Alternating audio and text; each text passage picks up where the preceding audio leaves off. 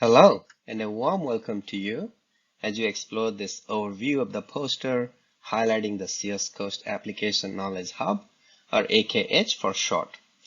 The AKH represents a preliminary prototype designed for the essential task of monitoring events and assessing the dynamic state of our coastal areas. My name is Prasanjit. I take pride in being part of Paul's visionary work on coastal applications with satellite and ancillary data. The names of other contributors from NOAA are also included. I want to emphasize that AKH is not a solitary endeavor, but represents one cog in a larger collaborative effort involving organizations like ISRO, JPL, Geoscience Australia, and others. This is a short presentation highlighting the poster, so we will follow the different sections in the poster and discuss them very briefly. A more extended presentation was made last July to the CEOS Coast team. Some of you may already be familiar with CEOS, which stands for the Committee on Earth Observation Satellites. It's a consortium of 60 plus agencies operating 170 plus satellites worldwide. And COAST is an acronym for Coastal Observations, Applications, Services, and Tools. Its vision is to contribute to coastal safety and restoration. The question is safety in relation to what? The word cloud on the right side summarizes events threatening our existence on the coast, originating from various parts of the Earth system model, including human actions and also atmospheric influence of substances like NOx and SOx. Essentially, it underscores the delicate balance in nature, and if one of the cogs in the machine is off, it can have consequences on the broader coastal ecosystem. So, what is AKH? As we know, coastal zones pose unique challenges for satellite data due to different land and sea characteristics, shallow response to the observed signal, and limitations in spatiotemporal resolutions. Additionally, a range of natural processes such as complex weather systems, boundary currents, oceanic dipoles, upwelling and downwelling regions, and dust and aerosol effects further complicate coastal study. However, these areas are critical to our survival due to their high population density. I would say that despite the known limitations in satellite capabilities for coastal applications, with improved sensor characteristics, they are attractive enough to be explored in conjunction with other available information in order to get the best value from an integrated approach. In this context, we have conceptualized the CEOS Coast Application Knowledge Hub. Also, we released the alpha version at the end of June this year, as written here on the bottom right. And the image you see here is a screenshot of the AKH online tool, and also the URL is given on the top. While the importance of being online is obvious, let's focus on the name itself as shown in this pyramid here on the bottom right. The word knowledge here refers to an actionable and interpretable summary of information. For example, we have sea surface temperature and chlorophyll information from infrared and visible data.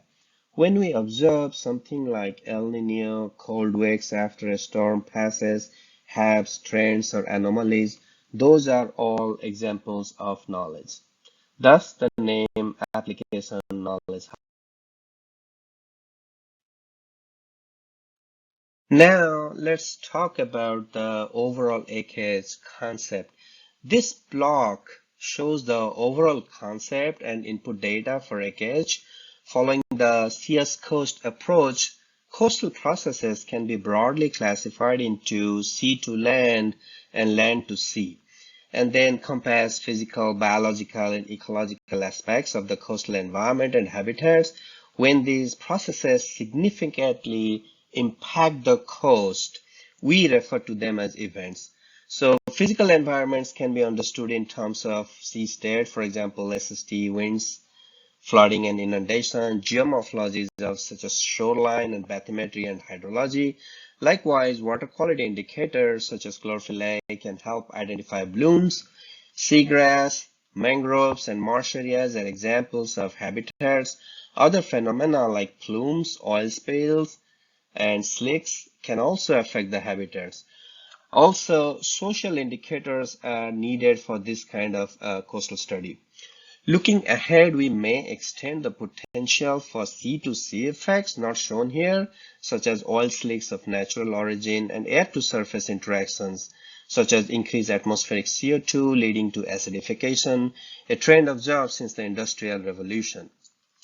Infographics indicate that the data go into the system and generate specific visualization and analytics as shown here. The output includes map visualization in an integrated way. Some of these are already available and some are in the pipeline.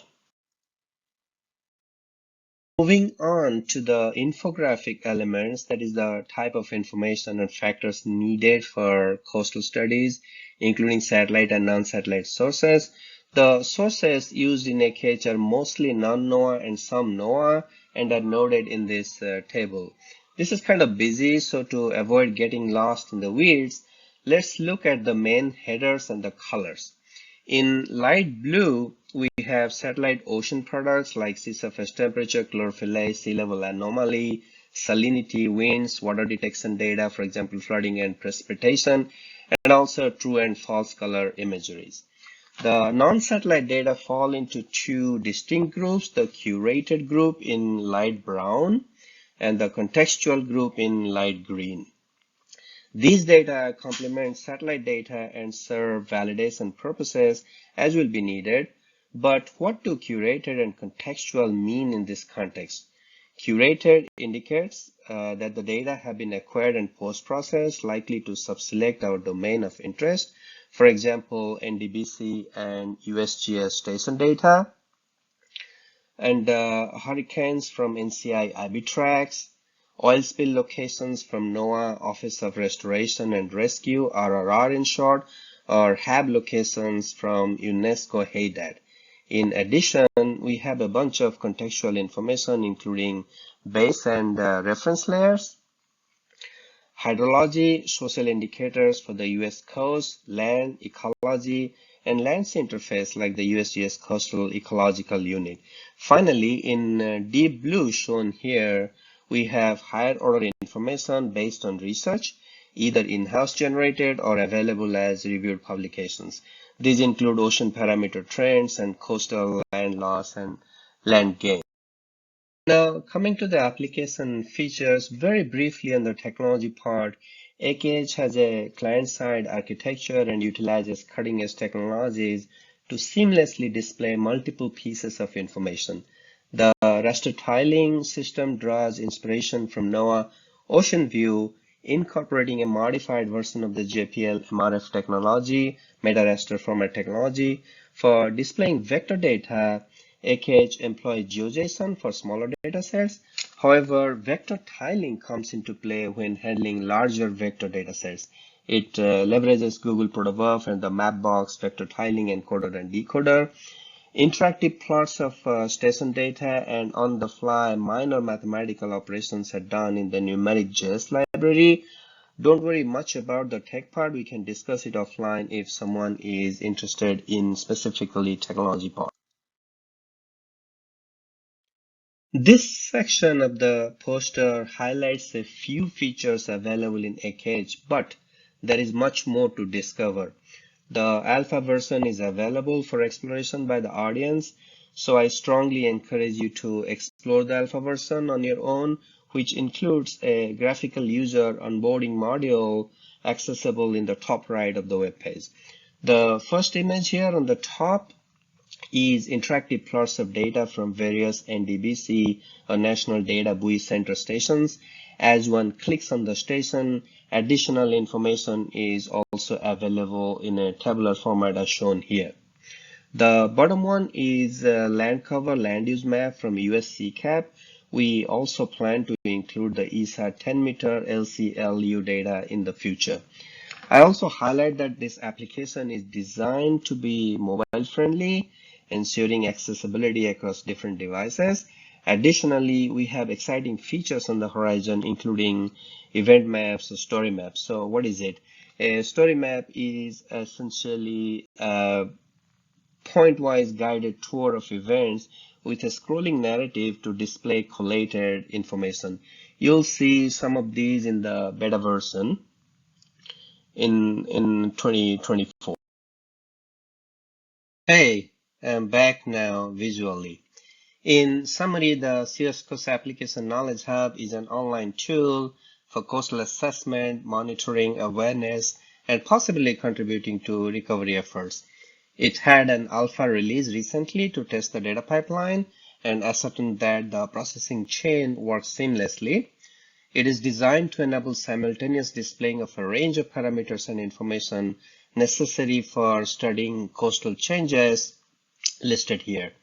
The beta release will be made in 2024, and finally the URL is on the top of the poster if you want to explore it on your own. And feel free to reach out if you have further questions. So that's it. Thanks for your attention and cheers. Prasanjit signing off now. Bye.